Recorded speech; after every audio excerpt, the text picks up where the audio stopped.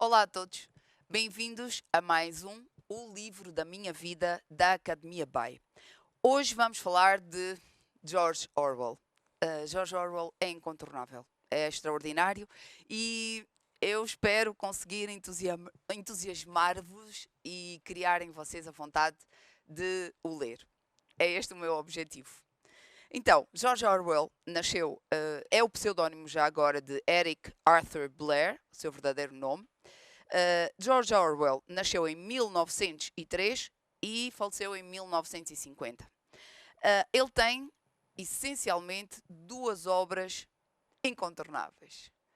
A Quinta dos Animais, de 1945, e a obra 1984, escrita em 1948. Okay? Estas duas obras são geniais. A Quinta dos Animais, A Quinta dos Animais e 1984 são obras contra o totalitarismo, não é? Contra as ditaduras, contra também o socialismo, contra Stalin, não é? E o stalinismo. E ele faz essas duras críticas e denúncia do totalitarismo de uma forma absolutamente genial. Mas são duas obras muito distintas, não é? E nós hoje vamos falar de 1984, essencialmente, mas sobre a Quinta dos Animais, porque também é extraordinário e espero que consigam ler ou ver até um desenho animado. Há desenhos animados baseados neste livro de George Orwell e são incríveis, não é? Nós temos um mundo basicamente manicaísta. Temos os bons e temos os maus, não é? Mas quando no início os bons são os animais e os maus são os humanos, depois vamos ver que dentro dos animais também começa a haver uma divisão. E nas regras para os animais começa a haver algumas alterações, alguns acréscimos. Por exemplo, os animais são todos iguais. E depois o acréscimo, não é? Mas alguns são mais iguais do que outros. Isto é famosíssimo e incrível. E nós acompanhamos os animais, acompanhamos a luta pela igualdade, acompanhamos a subida do ditador, não é? Que também vai criar cachorrinhos que servem como o seu exército, porque todos os ditadores precisam de uma força repressora por detrás deles. E vamos acompanhar aqueles que acreditam e trabalham até à exaustão e até à morte, que é o que acontece com o cavalo, por exemplo, não é? E percebemos no final que os animais acabam por se tornar naquilo que eles mais detestavam, não é? Naquilo contra o qual eles lutaram, que é nos próprios humanos. Começamos a ter os porcos em duas patas, vestidos como humanos. E pronto, e é extraordinário esse livro e vão-se fartar de chorar, sinceramente. Eu chorei imenso, todas as vezes. E temos agora 1984. 1984, a figura mais famosa de 1984 é o Big Brother. Não é? Portanto, a Endemol, em 1999, criou este espetáculo ao vivo, quer dizer, ao vivo. Este reality show, não é? Este reality show Big Brother e que se baseia precisamente na figura do Big Brother, que ninguém conhece, ninguém viu, mas que está sempre watching you, não é? Big Brother is watching you. O grande irmão está a olhar para ti. Onde, quando, como? Em todo lugar, sempre, em todas as situações. E este Big Brother estabelece regras muito duras que devem ser cumpridas. E já agora, não é? O que nós temos em 1984, neste romance 1984, é uma distopia. Este é um conceito super interessante. Toda a gente sabe o que é uma utopia, não é? Uma utopia é um mundo perfeito, maravilhoso, que esperará talvez por nós no futuro, se nós conseguirmos cumprir todos os nossos objetivos e os nossos planos, etc. Teremos uma utopia. Um mundo perfeito, de igualdade de oportunidades para todos, onde todos seremos ricos e felizes. Ok. O que é uma distopia? Uma distopia é também uma realidade projetada no futuro, mas exatamente o oposto de uma utopia, não é? É uma distopia, uma não utopia, um futuro completamente diferente daquilo que nós vivemos hoje, mas que será um futuro terrível, um futuro onde quem governa é um governo autoritário, totalitário, onde os cidadãos não têm liberdade. Mas em muitas distopias há sempre uma centelha de esperança, não é? Há sempre os rebeldes que se insurgem, que lutam contra esse governo totalitário. Por exemplo, o filme Hunger Games, The Hunger Games, os Jogos Famintos. Nós temos um governo totalitário que obriga as pessoas a lutarem até à morte, etc. Mas depois temos um grupo, não é? The Mockingjay. Temos as pessoas que se vão revoltar contra isso e vão destruir o Capitólio. Ok, isto não acontece com George Orwell em 1984, porque também temos estas distopias onde se pode lutar contra o regime autoritário, se pode lutar contra os valores que nós acreditamos hoje, que são os valores humanos, mas não vamos conseguir mudar nada. E isso é terrível, torna essa distopia um inferno, não é? Porque o inferno supostamente será um sítio onde o horror nos acontece e o maior horror é saber que não há esperança de que isso pare um dia. Nunca vai parar. E esse desencanto, essa desesperança estão presentes mesmo de uma forma magistral no romance 1984. Para vocês verem a genialidade de que estou a falar, eu quero ler só 3 partes também. E gostaria que vocês procurassem os 2 livros, vão gostar muito, podem ter certeza.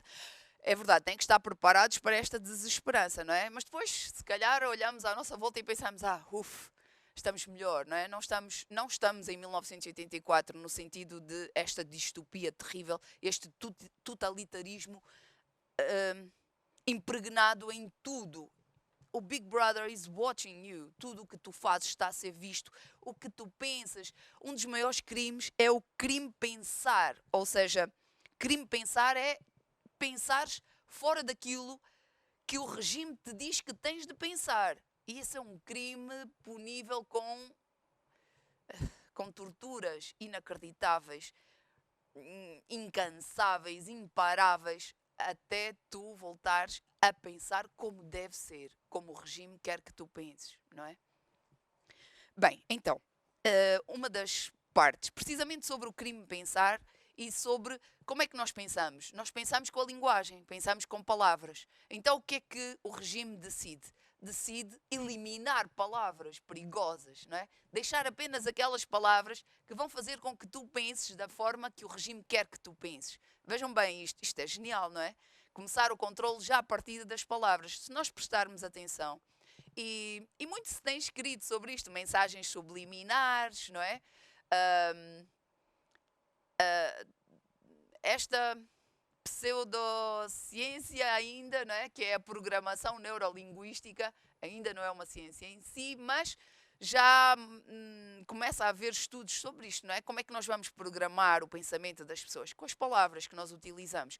E vejam, já aqui, em 1948, no romance 1984, temos algo importante sobre este crime pensar e a novilíngua. Vamos ver. Não vês que a finalidade da novilíngua é precisamente restringir o campo de pensamento? Acabaremos por conseguir que o crime pensar seja literalmente impossível, pois não haverá palavras para o exprimir.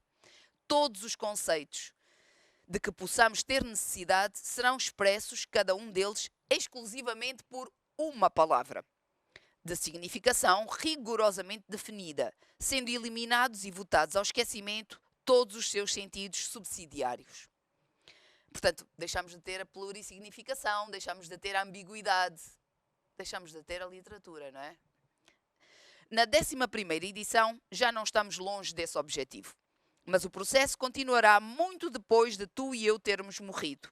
Ano após ano, cada vez menos palavras. E o alcance da consciência cada vez mais limitado.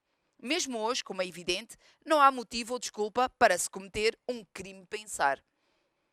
Simples questão de autodisciplina, de controle da realidade. Mas no futuro, nem mesmo isso será necessário. A revolução ficará completa quando a língua for perfeita. A novilíngua é o Saucing e o Saucing é a novilíngua, acrescentou com uma espécie de exaltação mística.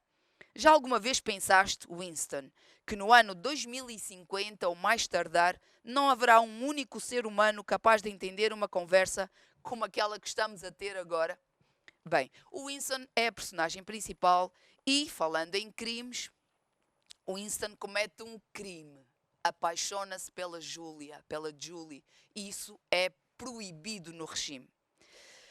Entretanto, ele encontra a Julie e apaixona-se por ela e começam um relacionamento.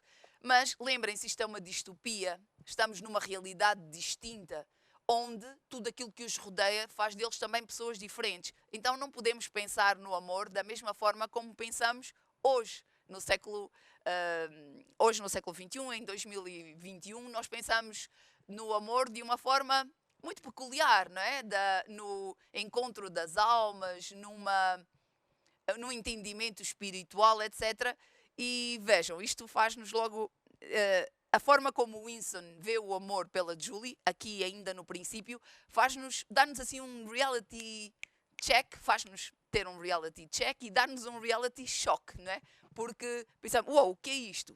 Vejam. Ajoelhou diante dela e pegou-lhe nas mãos. Já agora, sim, ele vai se relacionar com ela sexualmente, não é? Ela despiu-se praticamente com tanta presteza como ele imaginara e quando atirou a roupa para o chão foi com aquele gesto magnífico que parecia aniquilar uma civilização inteira. O seu corpo branco cintilava ao sol, mas só decorridos alguns segundos ele o olhou. Tinha os olhos presos àquele rosto sardento, ao leve sorriso atrevido. Ajoelhou diante dela e pegou-lhe nas mãos. Já fizeste isto alguma vez? Claro que já fiz, disse a Julie. Centenas de vezes. Bem, dezenas pelo menos. Com membros do partido? Sim, sempre com membros do partido. Do partido interno? Não, com esses javardos não. Mas muitos deles também haveriam de gostar, se tivessem oportunidade. Mas são tão santos como se fazem. Não são tão santos como se fazem. O coração dele deu um pulo. Ela fizera aquilo dezenas de vezes. Oxalá tivessem sido centenas, milhares. Vejam, estão a ver? Isto é completamente do que nós pensamos hoje. Nós pensamos que hoje o amor é encontrarmos aquela pessoa pura que esteve à nossa espera o tempo todo, se calhar, ou quase só esteve à nossa espera, e vamos descobrir tudo juntos, não é? Quer dizer, isto não é o amor que nós encontramos em 1984, não é? No romance 1984. Tudo quanto sugerisse corrupção encheu-o sempre de louca esperança. Quem sabe, talvez o partido estivesse podre por dentro. Talvez o seu culto do esforço e da abnegação não passasse de simples máscara a esconder a iniquidade. Estivera na sua mão infectá-los a todos com lepra ou sífilis, com que prazer o faria. Tudo o que pudesse corrompê-los, enfraquecê-los, miná-los, puxou-a para baixo, fazendo-a ajoelhar à sua frente. Escuta, quantos mais homens tiveres possuído, maior o meu amor por ti, percebes? Percebo perfeitamente. Odeio a pureza, odeio a virtude. Só desejo que não haja no mundo uma única alma virtuosa. Quero toda a gente corrupta até à medula. Bem, nesse caso, devo ser a pessoa ideal para ti. Sou corrupta até à medula. Gostas de fazer isto? Quero dizer, mesmo que não fosse comigo, gostas da coisa em si? Adoro. Era precisamente o que ele queria ouvir. Não o mero amor humano, mas o instinto animal, o simples desejo indiscriminado, essa força que havia de destruir o partido. Deitou-a na relva, entre as campainhas espalhadas. Desta vez, nada o impediu. Bem, o que ele quer é exatamente o oposto daquilo que o partido defende. Quer o não santo, o não puro, o não hipócrita, o não imposto. Quer algo novo, não é? E o novo é aquilo que nós hoje criticamos, mas que aí seria completamente novo. E que seria, como ele diz, uma força capaz de destruir o partido. Mas isso não acontece, eles são apanhados, ele é torturado durante dias sem fim. E vemos aqui, eles não podem entrar dentro de uma pessoa, dissera ela. Estes são os pensamentos do Winston. Mas podiam. O que te acontecer aqui será para sempre, dissera O'Brien. pura verdade. Havia coisas, os seus próprios atos, de que nunca poderia recompor-se. Algo morrera no peito dele, queimado, cauterizado. Ele foi obrigado a dizer coisas que jamais diria, foi obrigado a fazer coisas que jamais teria acreditado que poderia fazer.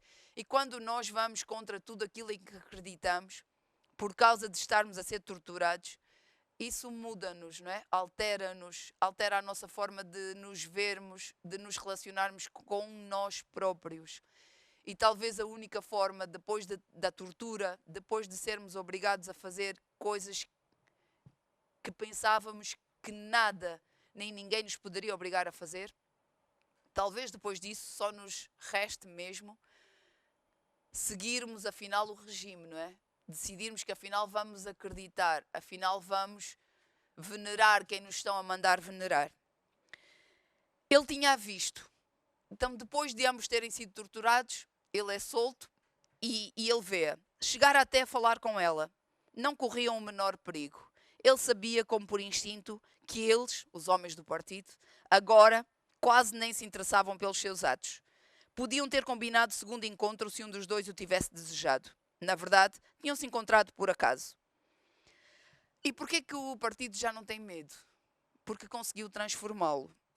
Vocês vão ver, isso é muito, muito forte, toda a cena, todas as páginas e páginas e páginas de torturas perversas, cada vez piores. E no final, Winston, o que é que acontece ao Winston? Ergueu os olhos para o rosto enorme. O rosto enorme são os cartazes do Big Brother.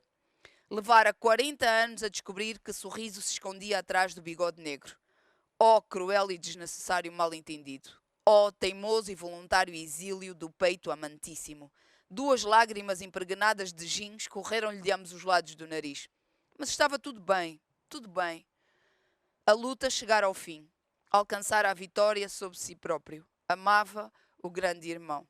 Isto faz-me lembrar um filme incrível que eu vi há algumas décadas, que foi Brasil, de Terry Gilliam, onde nós no fim vemos o personagem principal feliz a reviver o seu amor com a mulher por quem ele está apaixonado, extraordinário, ela voa, ele voa, uma utopia, mas nós depois somos relembrados de que estamos perante uma distopia, não é?